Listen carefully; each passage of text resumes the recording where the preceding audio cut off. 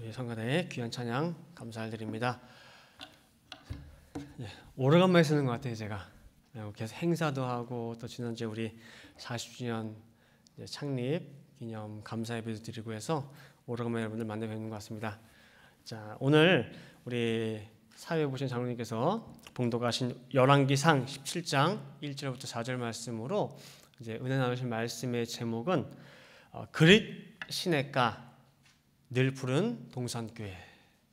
우리 교회가 그릿 시냇가예요? 네? 자, 그럼 여긴 좋은 곳이에요, 나쁜 곳이에요? 그릿 시냇가? 네? 네. 어떤 곳인지 오늘 한번 살펴보도록 하겠습니다. 여러분들 생각처럼 아주 좋은 곳은 아닐 텐데요. 네, 한번 살펴볼게요. 자, 오늘 본문에 보면은 등장인물이 엘리야, 그 다음에 아합 왕이 나옵니다. 대한민국이 남한과 북한으로 나뉜 것과 마찬가지로 이스라엘도 솔로몬 사후에 북조 이스라엘과 남조 유다로 나뉘게 됩니다. 근데 이제 남조 유다는 20대의 왕을 거치게 되고 북조 이스라엘은 19대의 그 왕을 거치게 되는데, 남조는 그래도 악한 왕이 있는가 하면 또 선한 왕들이 많이 있었어요, 유다에는. 근데 북조 이스라엘의 왕 같은 경우는 19명이 전부 다 뭐예요? 선한 왕이 하나도 없어요. 다 악한 왕이에요. 근데 그 악한 왕 중에 최고로 악한 왕이 누구냐라고 하면은 오늘 본문에 등장하는 아합 왕입니다. 근데 이 아합 왕보다 더 악한 사람이 누굴까요? 그 와이프 되는 이세벨이 이세벨. 그래서 이 아합과 이세벨이 온 이스라엘을 우상천지로 만들어버립니다. 바알을 수입하고 아세라를 수입을 하고 또 여신 아스다롯을 수입을 합니다. 특별히 이 여신 아스다롯은 음란의 신입니다. 이러한 바알과 아세라, 음란의 신 아스다롯을 이스라엘 곳곳에 세워놨으니 하나님의 진노가 이만저만이 아닙니다. 이를 보다 못한 하나님께서 엘리야를 아합의 그 왕궁에 보내서 중엄한 심판의 말씀을 전달을 합니다. 뭐라고 하느냐? 내 말이 있기 전에 수년 동안 이스라엘에 비 한 방울 오지 않을 것이다. 비가 오지 않을 것이다 라고 명령을, 그 준엄한 심판을 전달을 했습니다. 그러고 나서 엘리야는 멋지게 퇴장한 것이 아니라 어떻게 했어요? 도망쳤어요. 어디로 갔느냐? 하나님께서 어디로 보내셨느냐라고 할 때 그 장소가 바로 그릿 시냇가입니다. 그 내용이 오늘 본문 열왕기상 17장의 내용입니다. 그릿 시냇가로 보냄을 받고 또 거기서 지내고, 그 다음에 또 한 곳을 더 가요. 사르밧 과부의 집을 가고, 그 다음에 열왕기상 18장에 보면은 3년 후 엘리야가 온 이스라엘 땅을 처참하게 우상화시킨 바알, 아세라 선지자 850명과 대대적인 결투를 갈멜산에서 벌이게 됩니다. 1대 850의 대결입니다. 이것은 단지 850명의 사람과 엘리야 한 사람과 사람의 대결이 아니라 이 싸움은 신과 신, 영과 영의 싸움이 됩니다. 그렇기 때문에 그냥 이 상태의 엘리야를 그 싸움에 집어넣기에는 아직까지 부족한 부분이 있어요. 그래서 하나님께서 엘리야를 영적으로 성장할 수 있도록 훈련을 시키게 됩니다. 몇 년간? 3년간. 그것이 바로 열왕기상 17장입니다. 장소는 두 군데예요. 그릿 시냇가와 사르밧 과부의 집. 그 두 군데 중에서 오늘 그릿 시냇가에 대해서 살펴보도록 하겠습니다. 오늘 엘리야의 이 훈련 과정을 볼 때에 그 사람이 이런 훈련 과정을 받았구나 라고 하고 치부할 것이 아니라 우리 성도님들 또한 날마다 신령한 이 영의 싸움을 하는 가운데 있습니다. 따라서 이것을 염두에 두시고 오늘 엘리야의 이야기를 남의 이야기가 아니라 각자 나의 이야기로 생각하시고 말씀 들으시기를 바라겠습니다. 첫 번째로 그릿 시냇가의 뜻을 살펴보겠습니다. 그릿 시내가의 뜻. 우리가 성경에 나오는 그 지명이나 인명을 잘 살펴봐야 됩니다. 그냥 우연히 그 장소에 우연히 그 사람이 한 것이 아니에요. 예를 들어서 베들레헴 그러면 뜻이 뭐죠?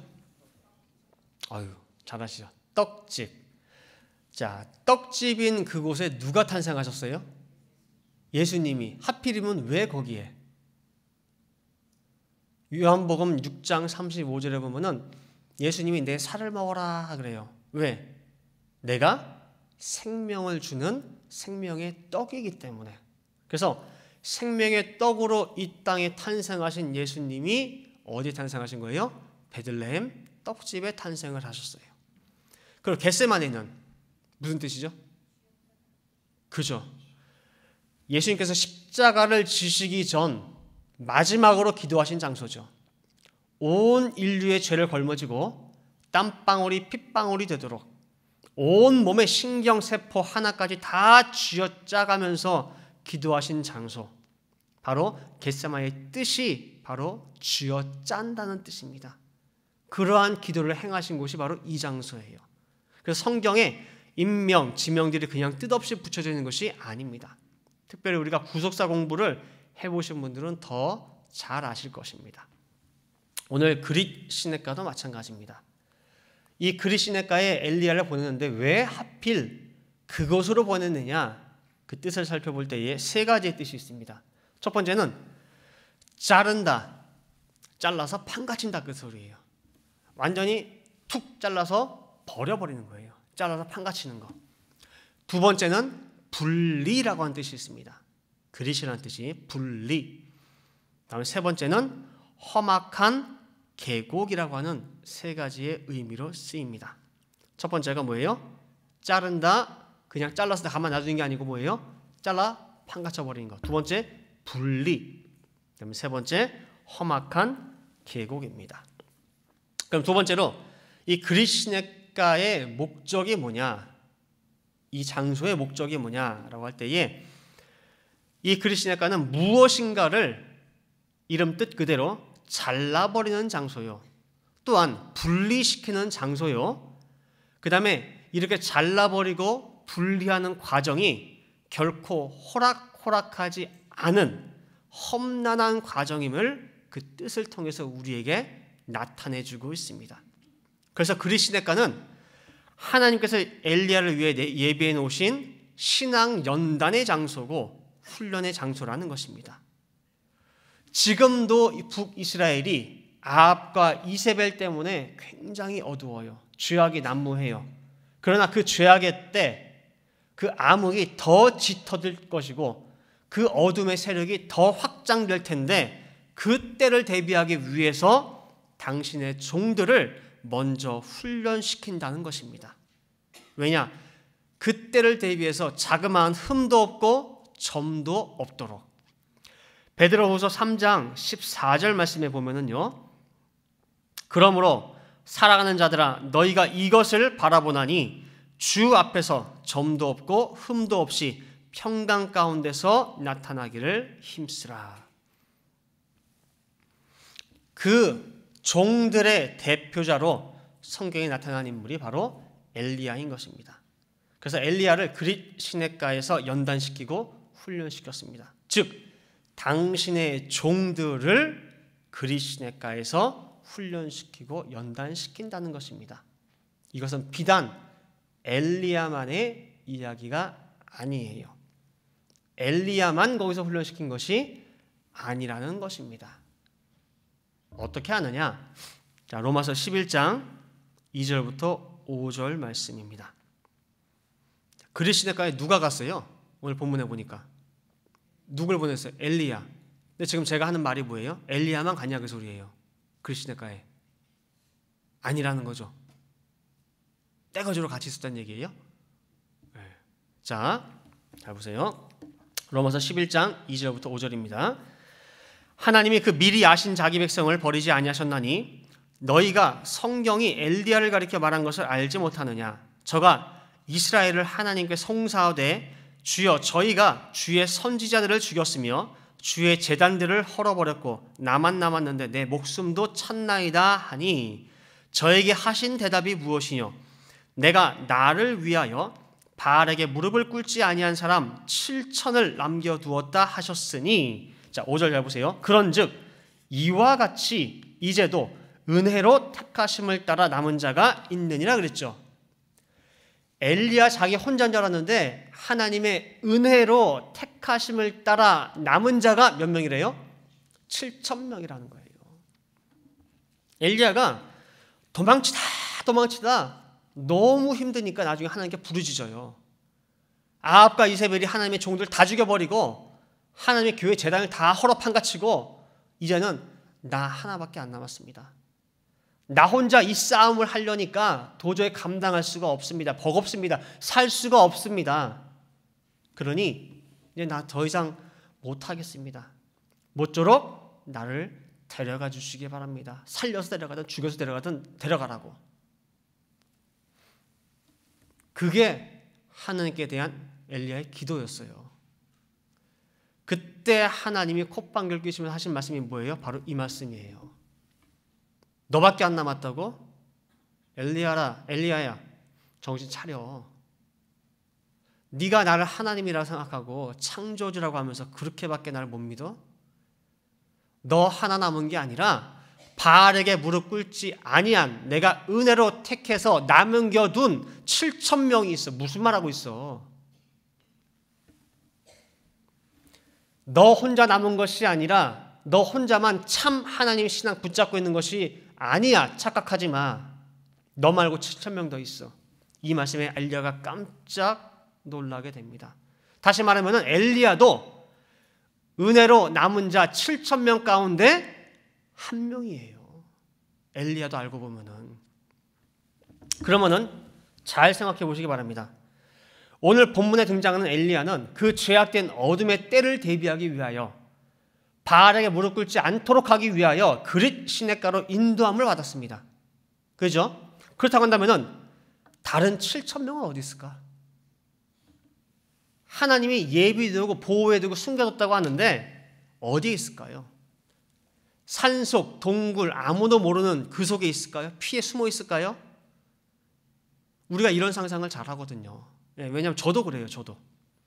하나님이 특별히 남겨두셨다, 보호해두셨다, 밀실 속에 누웠다 하면은 아무도 몰래 머리카락 하나도 보이지 않도록 몰래 숨겨둔 것만 생각을 합니다. 그렇게만 생각이 갑니다. 옛날 외정시대 때에 애국지사들 막 독립운동하다 어떻게 해요? 숨어 들어가죠. 그러면 몰래 그 사람들한테 밥도 차려주고 뭐도 하고 그러니까 골방에 숨어 있어요. 하나님의 남은 자, 하나님께 숨겨두신 사람도 그렇게 생각을 합니다. 그것이 남은 자인가? 그러나 하나님은 그런 하나님이 아니에요. 그렇게 몰래 골방에 넣어가지고 무슨 훈련이 돼요? 무슨 남은 자가 돼요? 창세기 6장에 보면은 남은 자 노아가 나옵니다. 그렇죠? 하나님의 아들들이 사람의 딸들의 아름다움을 보고 너무 이뻐서 다 넘어갔습니다. 헬렐레하고 그냥 그 아름다움에 반해가지고 다 자기 아내 삼았어요. 하나님의 형상과 모양으로 지음받은 그 존귀한 사람이, 그 하나님의 아들들이 다 세상의 아름다움에 거꾸로 넘어졌습니다. 세상에 머리 박고 세상을 최고의 가치로 알고 살아가고 있는 것을 창세기 6장에서 우리에게 말씀하고 있습니다. 누가 억지로 끌고 간 것도 아니고 억지로 시킨 것도 아닙니다. 영적으로 볼 때 다 넘어졌으며 남은 자가 없었습니다. 그때 하나님의 은혜를 따라 남은 자가 바로 노아입니다. 창세기 6장 8절에 보니까 그러나 모든 하나님의 아들들이 다 사람의 딸들의 아름다운 반에서 넘어갈 때에 그러나 노아는 하나님께 은혜를 입었더라 말씀하고 있습니다. 오늘 이 7천 명도 로마서 11장 5절 말씀 볼 때에 은혜로 택하심을 입은 자 7천 명을 내가 남겨뒀다 그랬단 말이에요. 은혜로. 그 노아가, 은혜를 따라 남은 노아가 산속 깊은 동굴에 숨어 있었습니까? 아닙니다. 오히려 모든 사람이 볼 수 있는 산 위에다가 앞으로 닥칠 환란의 때를 대비하기 위해서 방주를 지었습니다. 그리고 전도를 했습니다. 방주 안에 들어오라고. 그게 바로 남은 자의 모습입니다. 오늘 이스라엘 온 천지가 다 우상단지 앞에 무릎 꿇고 넘어갈 때 노아처럼 엘리야를 비롯하여 남은 자 7,000명이 있었습니다. 그리고 그 7,000명들은 각자의 어디에 가서, 각자의 그리시네가에 가서 훈련을 받고 연단을 받았기 때문에 남은 자의 반열에 설 수 있었다고 하는 것입니다. 세 번째, 어떻게 이들은 남은 자의 반열에 설 수 있었느냐? 제가 방금 말씀드린 대로 모두가 그리시네가라고 하는 연단과 훈련의 과정을 거쳤기 때문입니다. 그럼 이들이 그리시네가에서 통과한 연단과 훈련은 뭐냐? 아까 그리시네가의 뜻 속에 다 들어있습니다. 첫 번째로 이들이 받은 훈련과 연단은 첫 번째, 잘라 판가치는 것입니다. 잘라서 아예 버려버리는 것. 우리가 도마뱀은 꼬리가 만약에 덫에 걸렸다라고 할 때에 어떻게 한다고 알려져 있느냐? 꼬리를 잘라버린다고 합니다.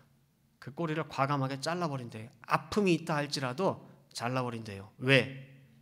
내가 사는 길이기 때문에. 우리가 살다 보면은요, 어떤 과일이고 무엇이고 간에 살짝 도려낼 것이 있고 아니면은 아예 잘라버려야 되는 것이 있습니다. 인간관계에서도 마찬가지예요.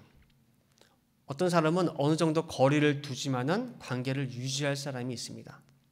그렇지만 어떤 사람은 아예 단절해야 될 사람도 있습니다. 신앙의 길도 마찬가지입니다. 내 속에서 도려낼 것이 있고 또 어떤 것은 확실하게 내 속에서 잘라버려야 될 것이 있습니다. 예를 들어서 창세기 19장에 보면은 롯의 처가 등장을 합니다. 소돔과 고모라 모두가 멸망당할 때에 유일하게 구원함을 받은 가족입니다. 소돔성을 천사의 인도를 받아서 나왔습니다. 나왔는데 나올 때에는 완전히 끊고 단절하고 나와야 됩니다. 그리고 천사의 지시대로 절대 들에 머물거나 뒤를 돌아보서는 안 된다. 앞만 보고 나가야 됩니다. 그러나 그 처는 어떻게 했어요? 뒤를 돌아본 거로. 뒤를 돌아본 것이 단지 고개를 돌렸다 그 차원이 아니에요.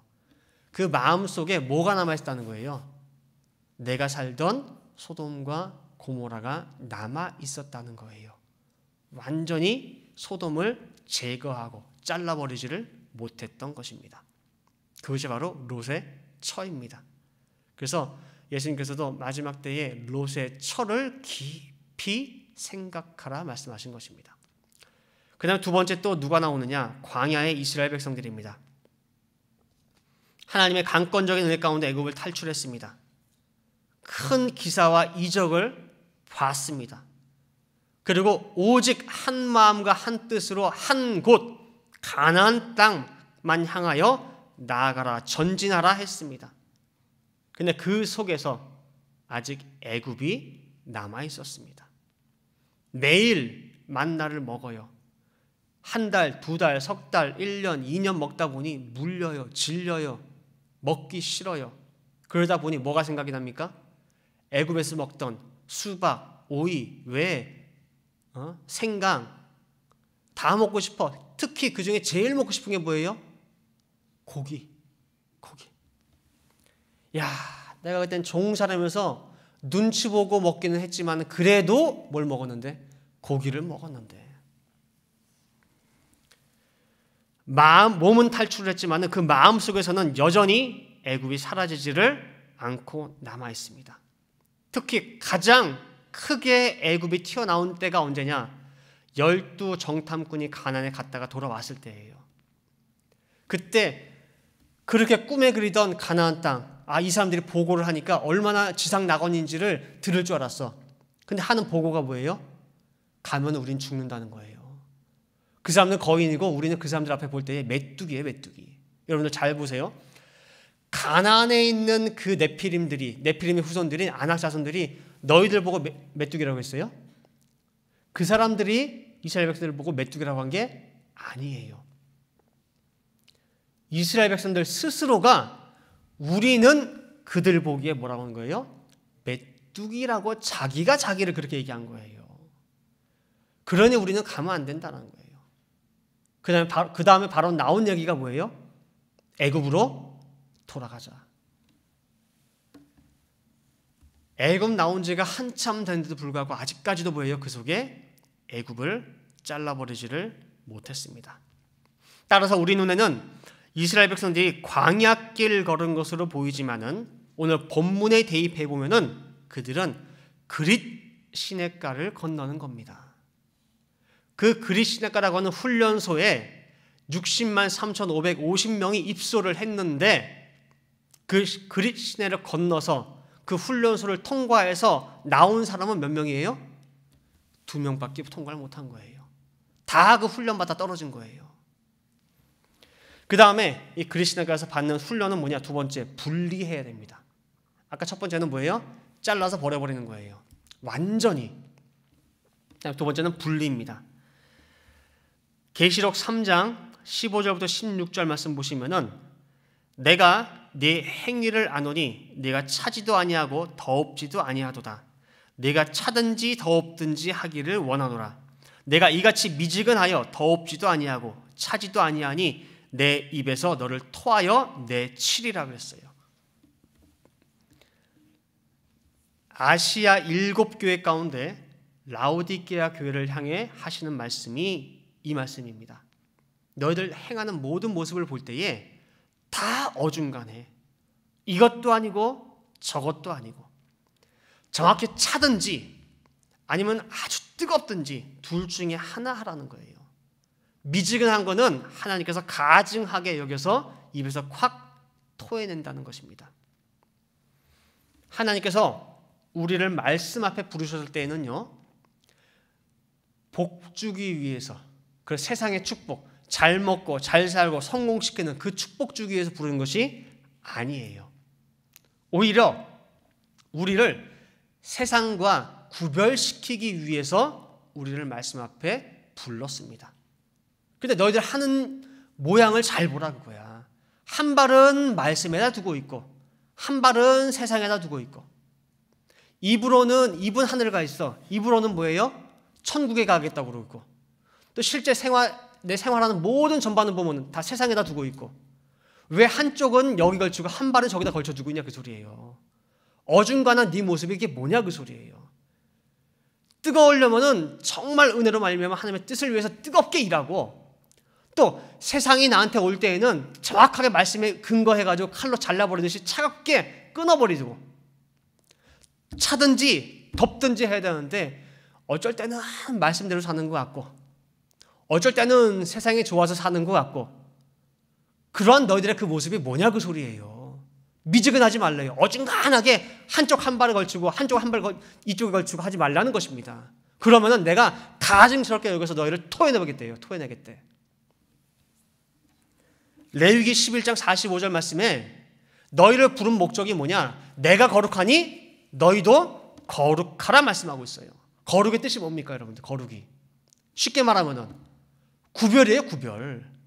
구별하다 그냥 구별이 아니고 성별 거룩하게 구별한다는 거예요. 그렇기 때문에 하나님께서 부르신 택하여 그 이름을 부르신 모든 성도는 반드시 분리의 장소인 이 그릿 시냇가를 통과하게 되어 있다는 것입니다. 지금 여러분들 이 자리에 앉아 계십니다. 여기가 어디겠어요 그러면은? 이 늘푸른 동산교회가 그릿 시냇가예요. 많고 많은 시간 가운데 주 7일 가운데에 이 주일만큼은 누구의 시간이기 때문에 여러분 여기 와 계세요? 하나님의 시간이에요. 이 날만큼은 뭐예요? 하나님께서 거룩하게 하신 날이에요. 거룩하게 하신 날에 거룩한 백성이 날짜에 분리를 해서 이 자리에 앉아 있다는 것입니다. 이것도 지금 뭐 하는 거예요?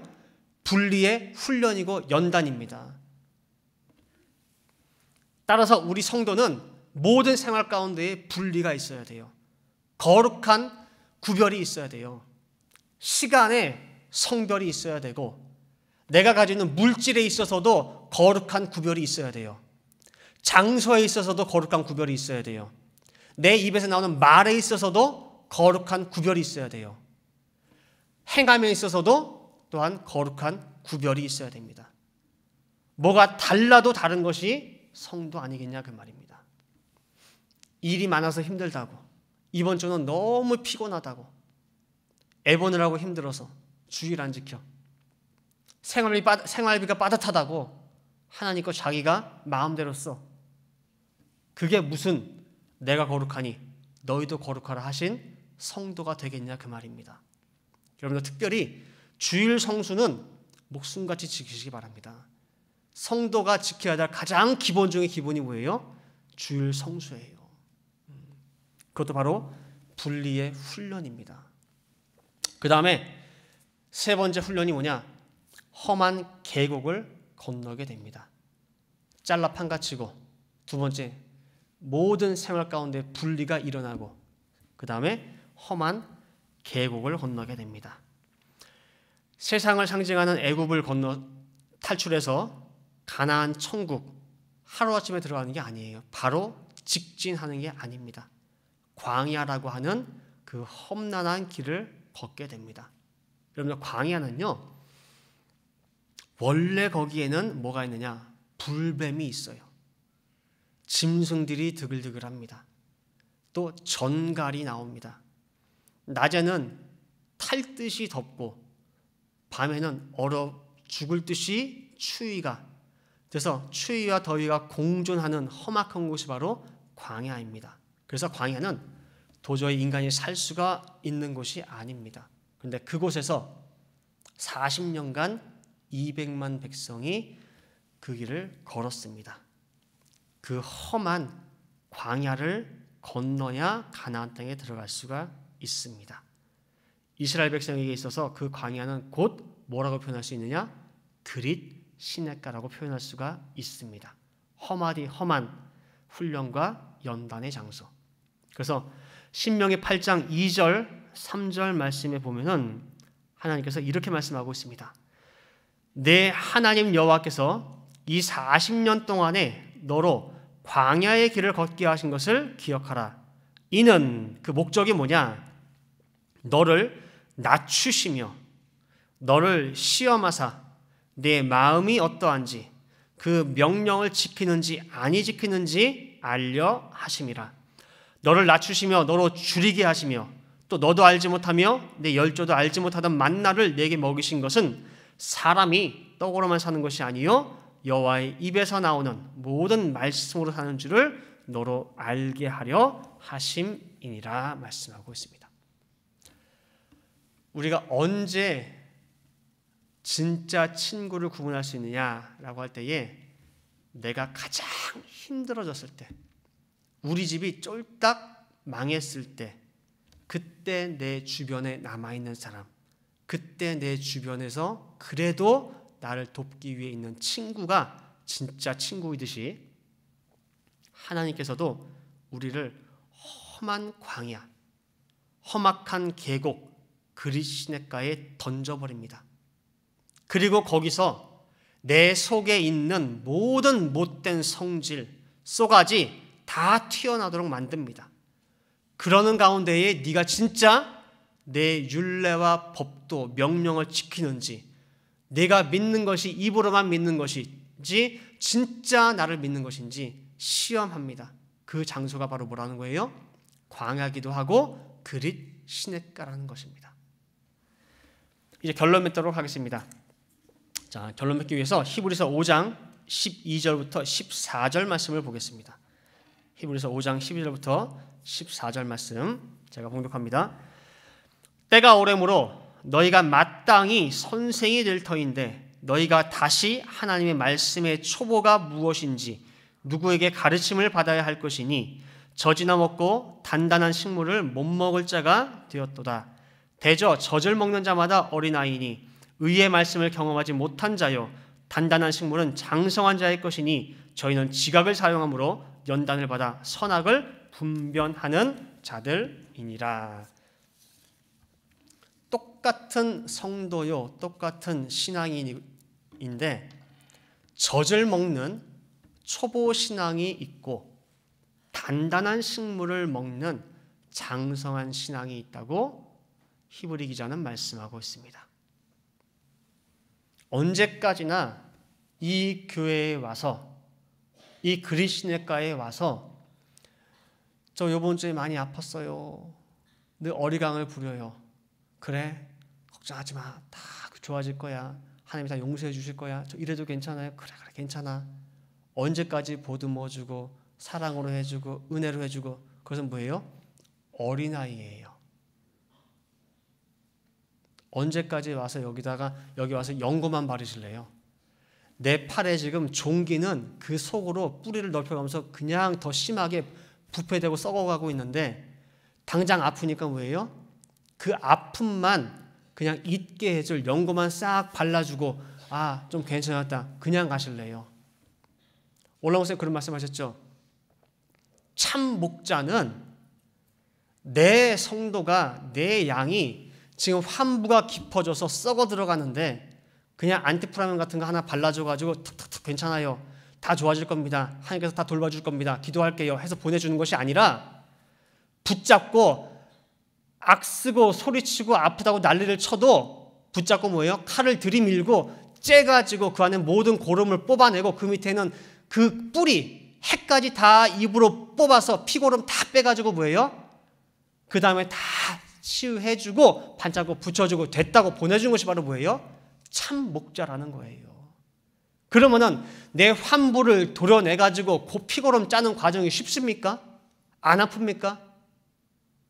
근데 언제까지 교회에 와가지고 사람들과 살면서 젖 먹으면서 내 어리광 받아주기를 바라고 그러고 살겠냐 그 소리입니다. 내가 말씀을 받았으면은 이제 장성했으면은 단단한 식물도 먹을 줄 알고 소화가 다 안 되지만은 먹을 줄도 알아야 되는 것입니다. 근데 오늘 엘리야가 보냄을 받은 이 그리스도인과 보시기 바랍니다. 여기는 더 이상 젖 먹는 신앙이 아니에요. 하나님께서 까마귀를 보내서 뭘 양식으로 줬습니까? 우유 갖다 줬어요? 이유식 갖다 줬어요? 우유 갖다 줬어요? 아니에요. 떡과 고기를 날라줬어요. 거기는 떡과 고기는 어린아이 양식이 아니라 장성한 자가 먹을 식물입니다. 한 번 씹어서 먹는 것이 아니라 두 번 씹고 세 번 씹고 네 번 씹고 즐깁니다. 그렇지만 충분히 그것을 먹고 또 먹을 수 있는 사람이 바로 장성한 자고 그리스도인과의 보냄을 받은 사람들이라는 것입니다. 바로 이곳 늘 푸른 동산교회가 또한 이런 그리스도인과인 줄 믿습니다. 우리 늘 푸른 동산교회가 그리스도인과가 맞습니까? 라고 처음에 말씀했을 때 맞다고 했죠. 좋은 의미예요? 나쁜 의미예요? 좋은 의미죠. 그러나 쉽습니까? 어렵습니까? 어려워요. 이 교회에서 신앙생활하는 거 여러분 생각할 때 여러분 경험상 쉬웠어요? 왜 웃기만 하세요? 쉽지 않습니다. 내가 여기서 무언가를 잘라버려야 되고 분리해야 되고 또 굉장히 걸어가기 힘든 험악한 계곡입니다. 그러나 여기는 아무나 입수할 수 있는 곳은 아니에요. 젖 먹는 신앙에 있는 사람들은 여기서 한 달, 두 달도 버티지 못합니다.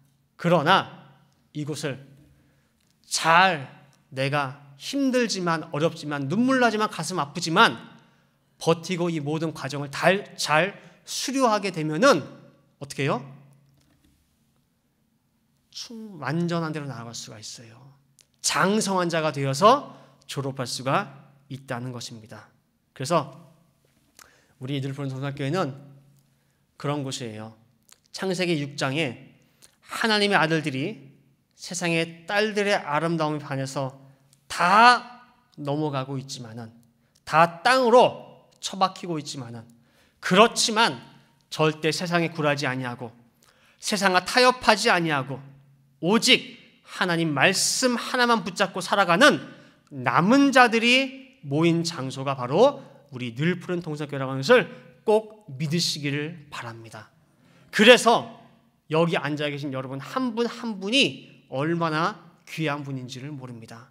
여러분들 내가 얼마나 귀한 존재인지를 꼭 아시고 또 내 옆에, 내 뒤에, 내 앞에 계신 분들도 얼마나 귀한 분들인지 모릅니다. 꼭 그것을 아시고 또한 늘 주시는 말씀으로 승리하시는 여러분들 되시기를 간절히 바라겠습니다. 다 같이 기도하시겠습니다.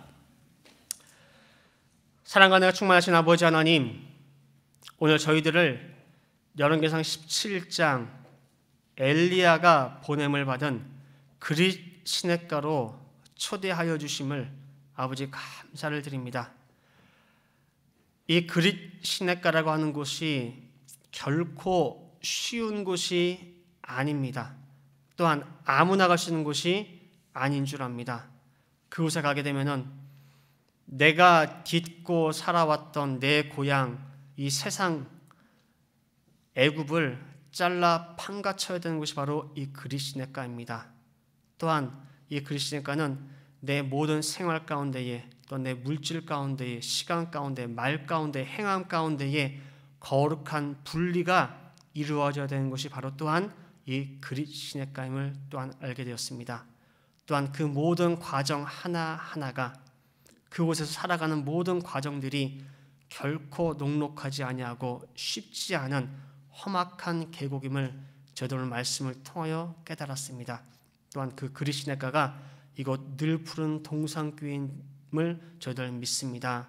아버지 하나님, 이곳에 들어온 우리 모든 성도님 한 사람 한 사람 아버지께서 그 이름을 불러서 택하여 이곳에 보내주신 줄 믿사오매 저희들 서로를 귀하게 여기는 가운데에 또한 서로가 서로를 위해서 이 모든 훈련 과정들을 한 사람 낙오 없이 다 통과할 수 있도록 서로를 위해서 기도해 주는 가운데에 이 그릿 시냇가를 통과하는 모든 과정들을 통하여서 정말 어렸던 저희들의 모든 신앙들이 자라고 자라서 완전한 데 이를 수 있게 도와주시고 장성한 수준까지 이를 수 있도록 인도하여 주시어서 어떠한 말씀을 주시는 간에 단단한 식물, 질긴 고기까지도 다 먹어서 소화시킬 수 있는 우리 모든 성도님들 다 될 수 있도록 인도하여 주시옵소서. 또한 이곳 그릿 시냇가에 와야 될 아버지의 택한 백성들 많이 있을 줄 압니다. 그 모든 한 사람 한 사람들을 또한 불러 모으기에 정말 게으르지 아니한 우리 성도들 될 수 있도록 인도하여 주시어서 이 모든 자리가 꽉 찰 수 있는 그날이 속히 앞당겨 줄 수 있도록 인도하여 주시옵소서. 감사드리며 이 모든 말씀 사랑에 많으신 예수 그리스도 받들어 기도 올려옵나이다. 아멘. 자.